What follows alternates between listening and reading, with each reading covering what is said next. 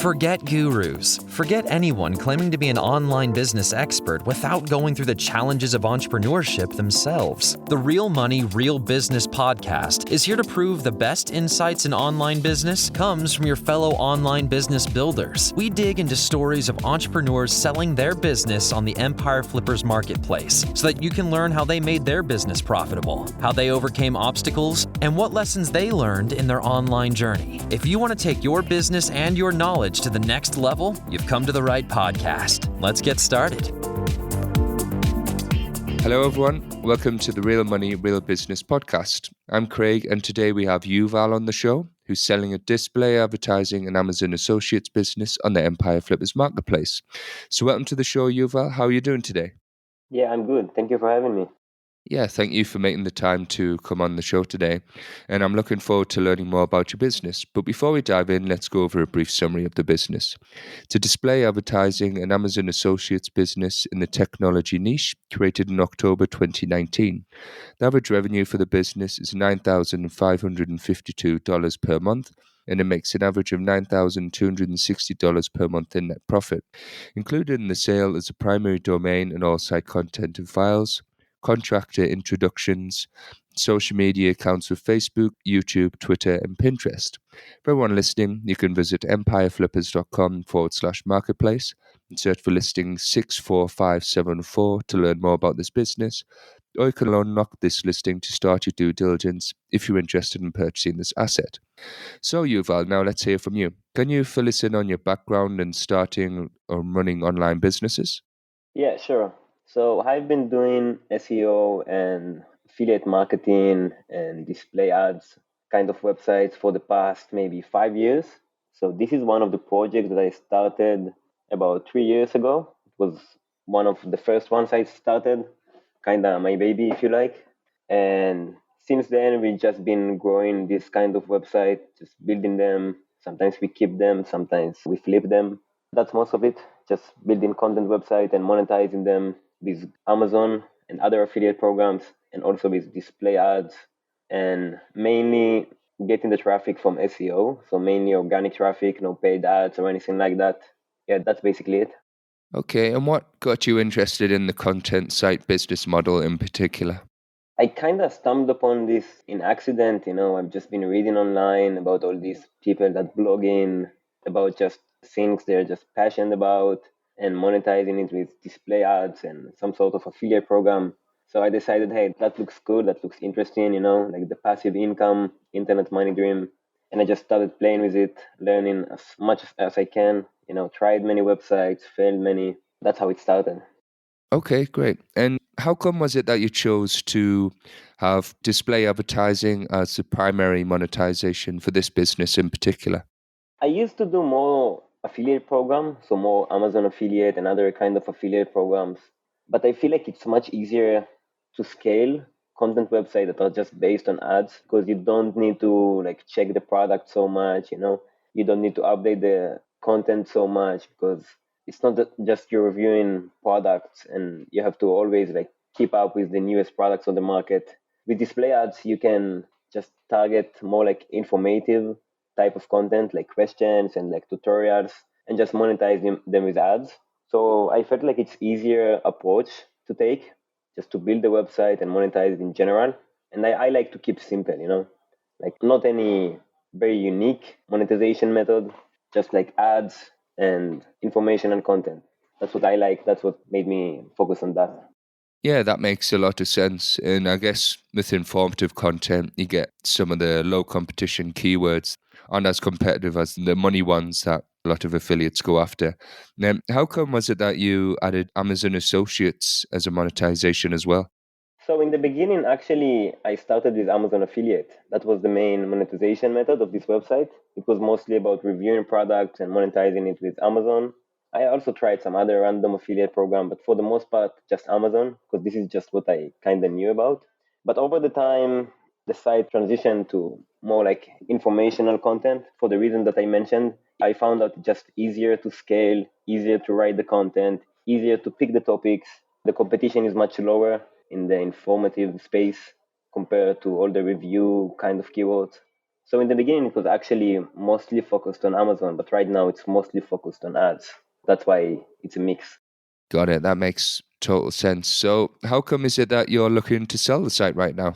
Yeah, that's a good question. I actually really like this site. I've been holding it for a while. I wasn't really sure I want to sell it, but I just have some other projects that I kind of want to invest more. I also need some cash for like personal matters. So that's really it. Nothing special. I would really like to keep the website. I think it's growing great. It's reacting great to all the content that I publish on it.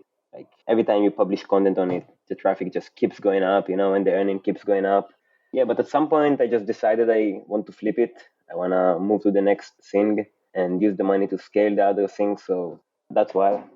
Yeah, that's kind of turbulence every content site portfolio owner has to deal with. They have to let go of their babies at some point. So completely understand that. What would you say was your biggest win since starting this business that we have for sale today then?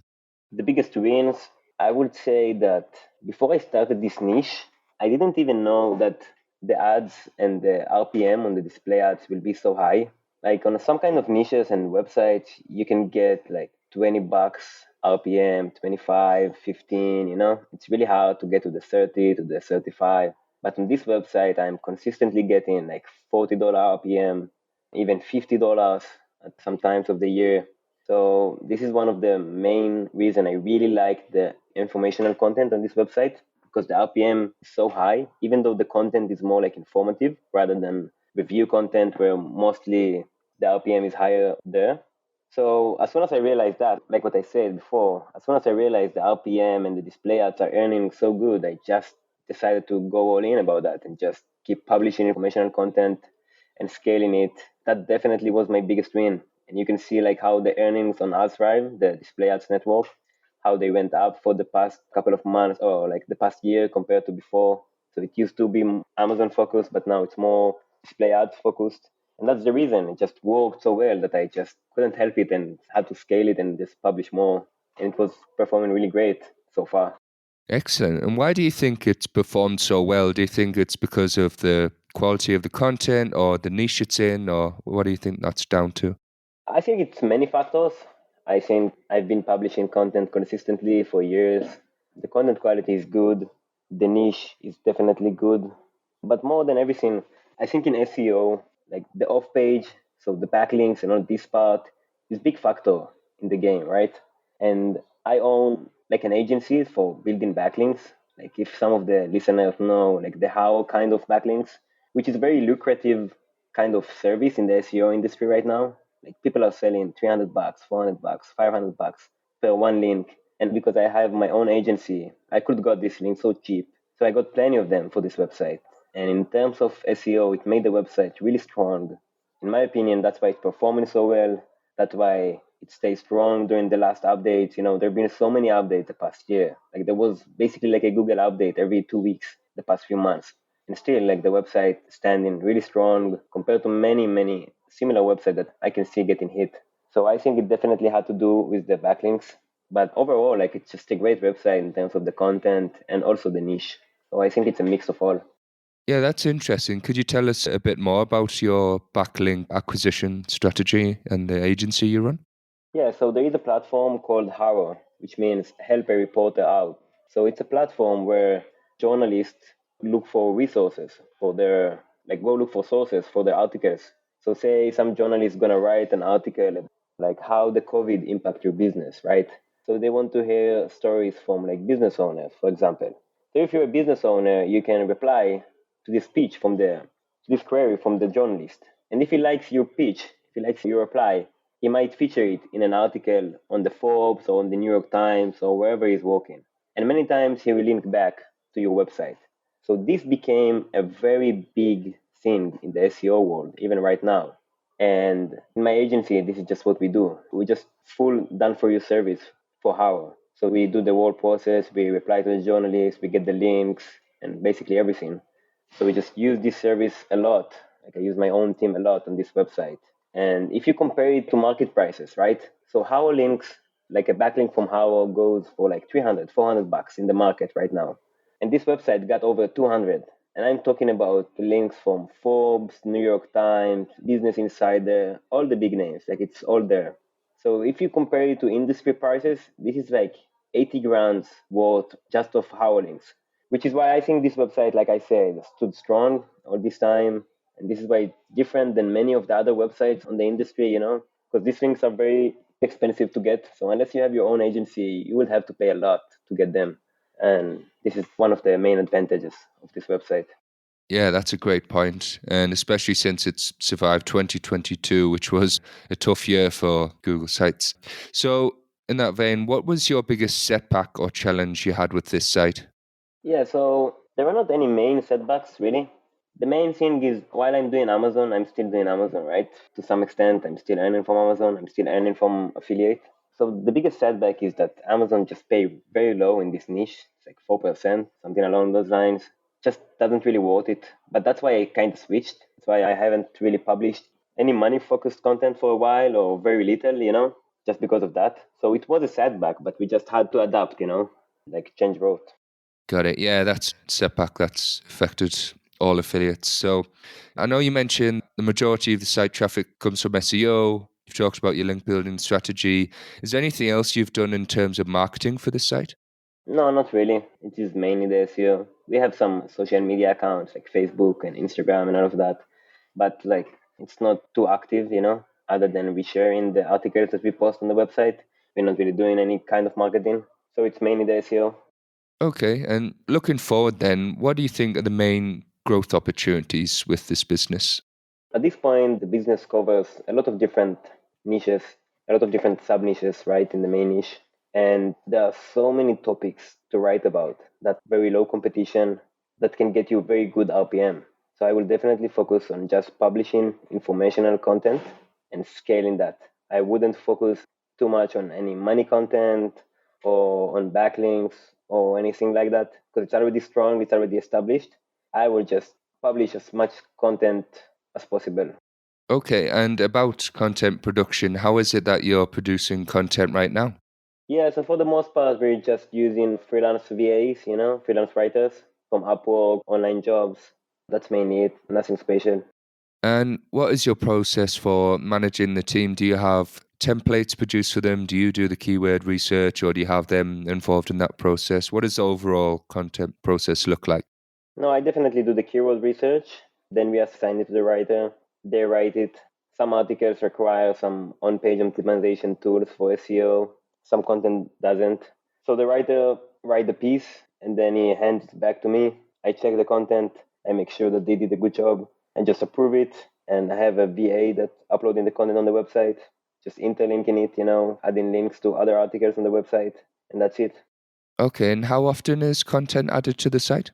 So before we used to publish a lot, like we used to publish maybe one a day. Like 2021, we used to publish really a lot. But since 2022, we have been publishing maybe 10 to 20 a month, sometimes 10, sometimes 15, sometimes 20, but not more than that for the most part. So for the last 6 months or so, it's just like about 15 a month, yeah. Okay, and as for the running of the business, what does a typical week look like for you? Yes, I will do a batch of keyword research. So I will prepare a bunch of keywords for the next month or two. And then I will assign it to the writer and I will let them go through it. And every week I will check the content that they wrote and I will edit it like I explained and just check it and move it on to the uploader, to the VA. So that probably takes me like maybe 2 hours a week to do it for a couple of articles. And doing keyword research once every 1 or 2 months, that probably take me a few hours. That's all. Okay, great. Sounds like you've got a really streamlined process here, Yuval. So, as for a buyer taking over the business, what do you think is the biggest challenge for them? I think like the main part would be maybe the keyword research. You have to know how to pick the right keywords, but I definitely can help is that I already prepared like a bunch of keywords that the next buyer can get. You already have like a good head start. But yeah, this is the main part because rest of the tasks, like I explained, is just about uploading and editing content, which is not really a challenge, like any VA can do it. Other than the keyword research and like basic understanding of how to use WordPress, I don't see any kind of challenges really. Okay, that makes sense. And about the sale, would you commit to a non-compete? Yes, of course. And how much support are you willing to offer buyers?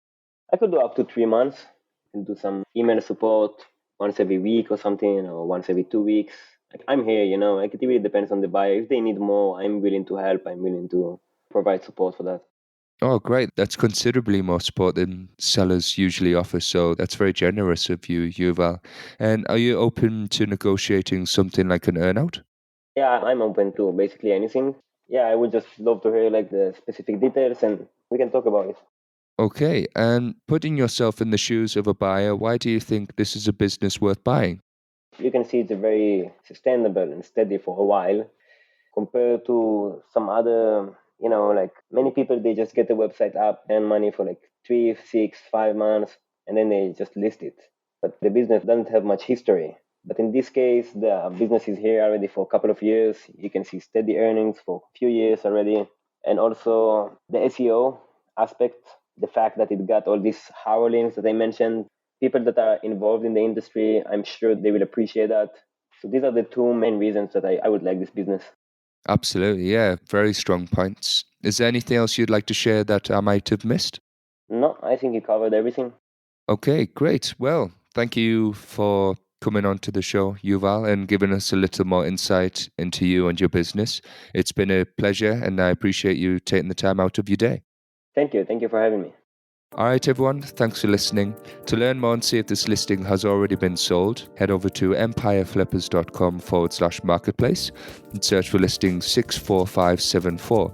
If you're watching this on YouTube, click the link in the description to go straight to the listing. Once you've unlocked this listing, you'll be given everything you need to know about this business. So until next time, enjoy your digital journey.